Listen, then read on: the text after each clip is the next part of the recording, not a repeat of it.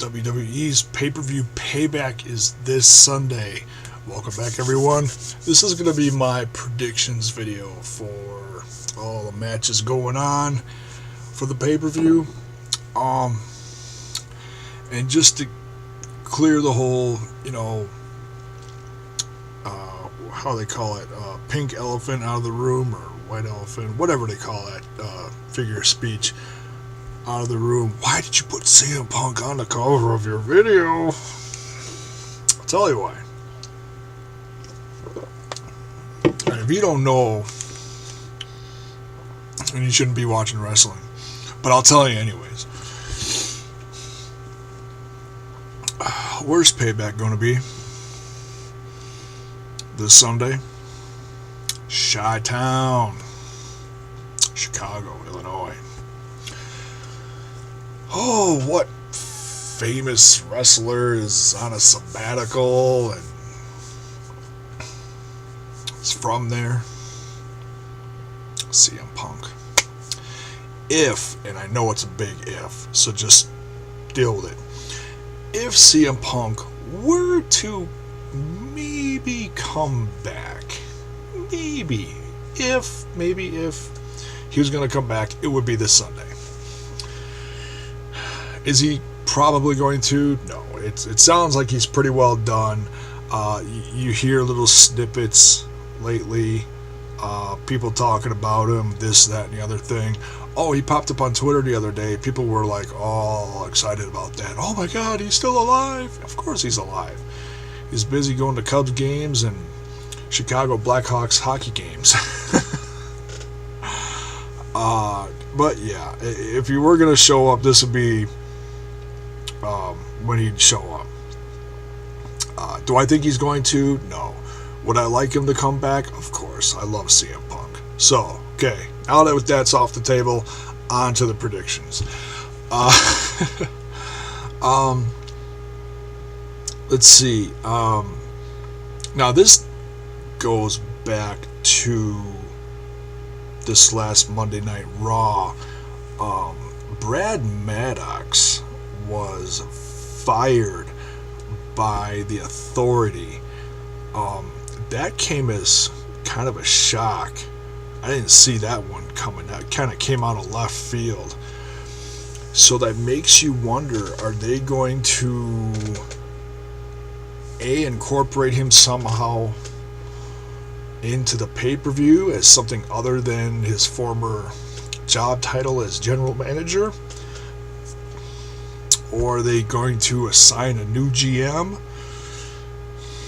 Oh, I know Vicky Guerrero is biting at it. She would love to be GM for both shows.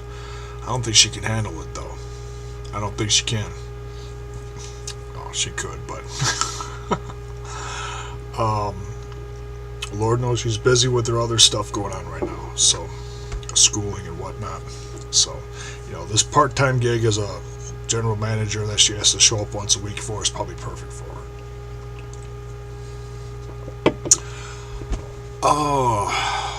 But I'll get to a little bit more of Brad Maddox later, how I think he might be incorporated. Just a guess.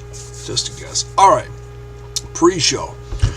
We have mask versus hair match, El Torito versus Hornswoggle. This rivalry between Los Matadores and 3MB has been going on for a while now. It's the comedy act lately. Besides Santino Morello and Fandango. For what it's worth, I think it's funny. I think these guys can actually put on some decent matches. And like I've said in past video, I like Hornswoggle. I always root for him no matter what he's doing because he's a hometown guy from around here. But would I like to see him win one? Yeah. Unfortunately, I think he's going to get his head shaved.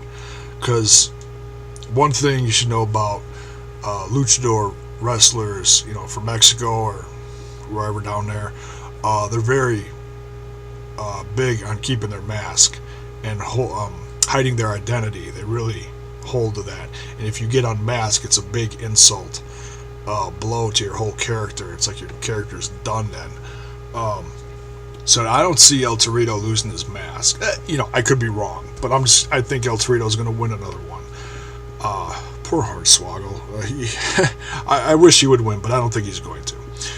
Then on to the main.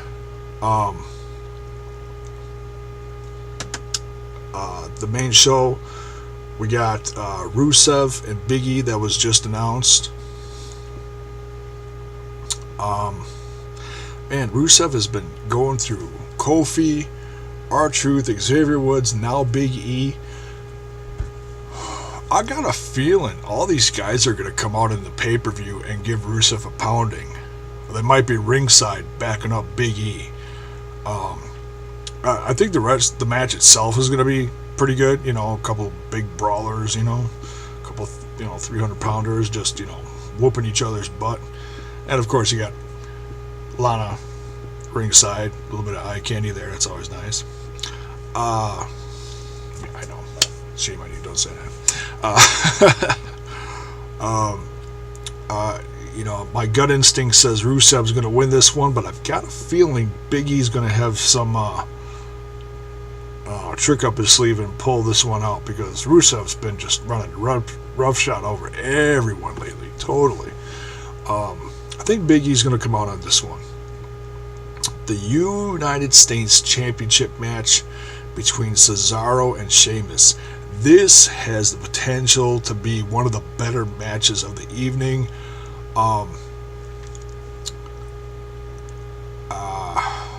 I know Sheamus just got the championship not too long ago off of Ambrose. But this, they were like, oh, we're going to make Sheamus heel. That was a complete fail. They're still cheering the heck out of him. I haven't heard them boo him once since he won the championship. They cheer him more than Dean Ambrose. But I got a feeling Cesaro, with his momentum with Heyman and everything, and as good as he is, I think Cesaro is actually going to pull an upset here and win the championship away from Sheamus. Great match. Can't wait for this one. Can't wait to see this one. Next, we got the Intercontinental Championship between Bad News Barrett and RVD. Not too excited about this. RVD comes out, he wins a few here and there, but he's been losing more, I think, than he's been winning lately. Kind of like a situation I think we're thinking about Chris Jericho, I think, where he actually was winning more, it just didn't feel like it. He'd win during the week and lose at the pay-per-view, that kind of deal. I don't think Bad News Barrett is going to be letting go of this Intercontinental Championship anytime soon. Sorry, RVD, you're not gonna take this one. Divas Championship between Alicia Fox and Paige. These girls have been really stepping it up lately. Some brutal matches. I mean, these girls are just whipping each other's ass lately.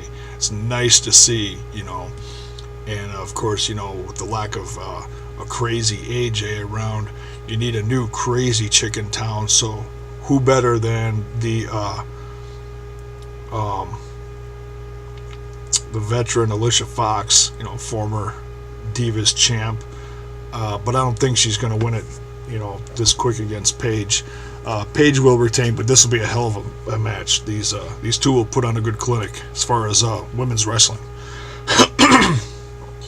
Next, the No Holds Barred match. Excuse me.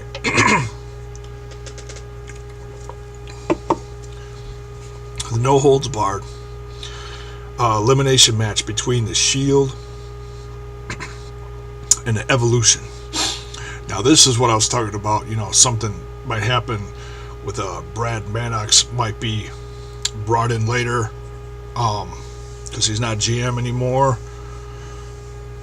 The Evolution might try to use his reffing skills against the Shield. And I have a bad feeling about the Shield this Sunday. They've been really giving it to Evolution lately.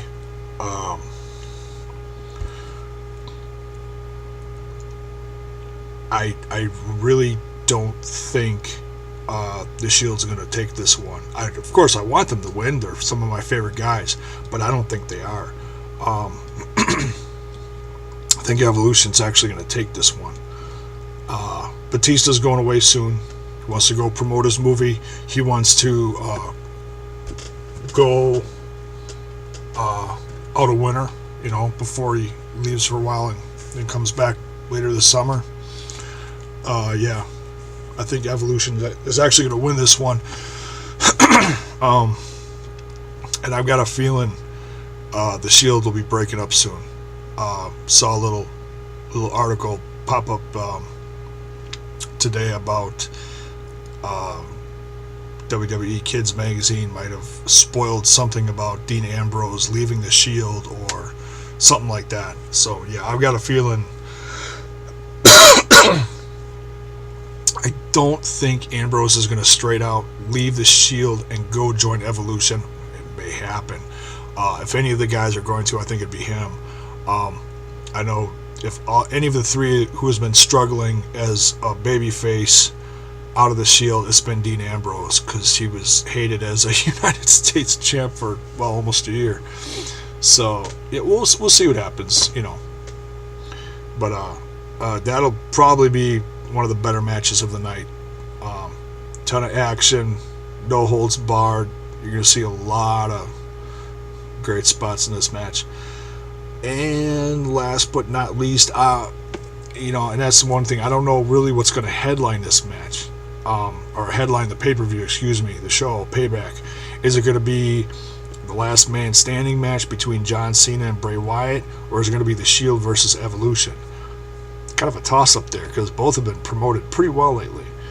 But nonetheless, the last man standing match between John Cena and Bray Wyatt. Oh, man. It's kind of like one of those things where if the Shield wins, Bray Wyatt's going to win. If John Cena wins, Evolution's going to win. That's kind of what I think is going to happen, but it's hard to say. This is a toss-up for me. It's the rubber match. These guys have gone at it twice already. I think John Cena's going to pull out a win this time. These two have been going at it for a while now, a couple months, almost 3 months now. It's been a pretty good feud. I didn't think it was going to be that good, but they've been, as long as it's been going, I'd say, and I have to say, I think Bray's carrying it with his promos. But both guys have been good as far as ring work lately, pretty good. So, but yeah, I think John Cena's going to take this one. As far as other matches that might get added later this week, right before the show, you could see a Usos versus Harper and Rowan, the Wyatt guys, for the Tag Team Championship. If that's added, I think Harper and Rowan are going to win it. Or they might save that for Raw, to draw some viewers. Or even SmackDown, who knows. But something I think we're going to see soon. And then, it's not a match, but, we're going to talk a little bit about Daniel Bryan. What do you think he's going to do? And, his championship and Bree's future as a wrestler. I really wish they wouldn't drag this out. I wish they would have just stripped him of the title and created some kind of tournament.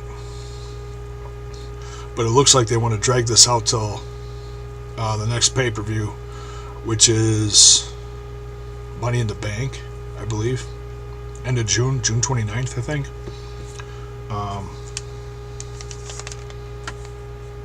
Yeah, June 29th. Man.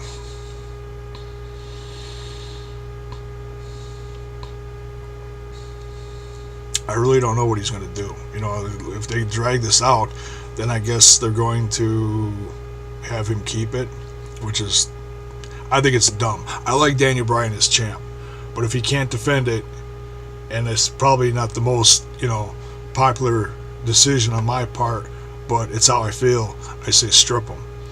So, whatever. That's what I think. So that's my predictions. Thanks for watching, guys. Should be a good show this Sunday.